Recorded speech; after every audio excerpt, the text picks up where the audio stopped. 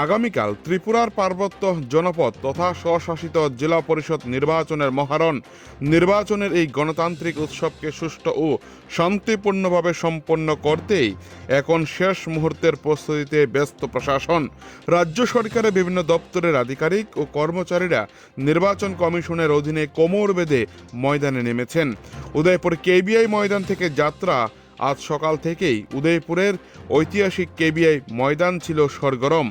এখান থেকেই করা নিরাপত্তার মধ্য দিয়ে ভোট কর্মীরা তাদের প্রয়োজনীয় সামগ্রী ও ইভিএম মেশিন নিয়ে নিজ নিজ পোলিং স্টেশনের উদ্দেশ্যে রওনা দিয়েছেন।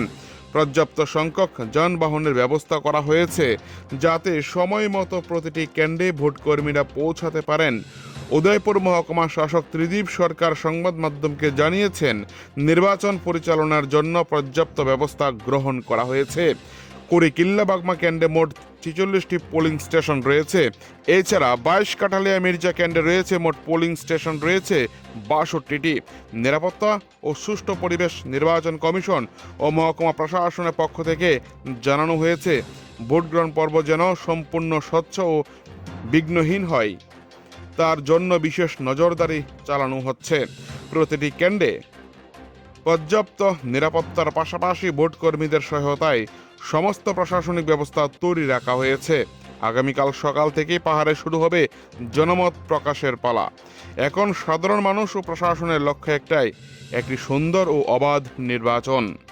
উদয়পুর থেকে নিজস্ব প্রতিনিধির রিপোর্ট, টিভি 100 বাংলা।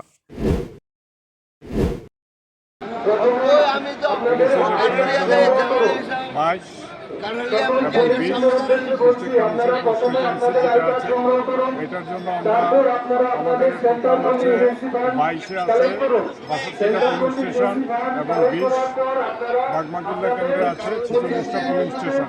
তার জন্য প্রত্যেকটা পুলিশ স্টেশনে আমরা পুলিং পার্টি অ্যাসাইন করা হয়েছে। 5 জন করে পুলিং পার্সোনাল, 5 জন করে সিকিউরিটি পার্সোনাল, টোটাল 1238 জন আমাদের এখান থেকে ডিসপার্সেলে যাবে ভোট গ্রহণ করার জন্য। আমাদের অলরেডি ডিসপার্সেল স্টার্ট হয়ে গেছে। পুলিং পার্টি তাদের নির্দিষ্ট পুলিং স্টেশনের দিকে রওনা হয়ে গেছেন এবং সমস্ত ধরনের লজিস্টিক সাপোর্টের আমরা ব্যবস্থা রেখেছি এখানে।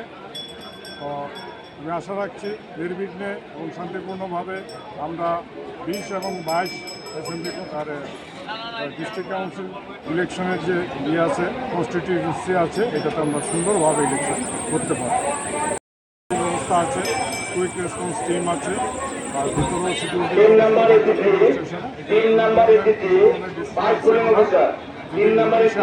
সঙ্গে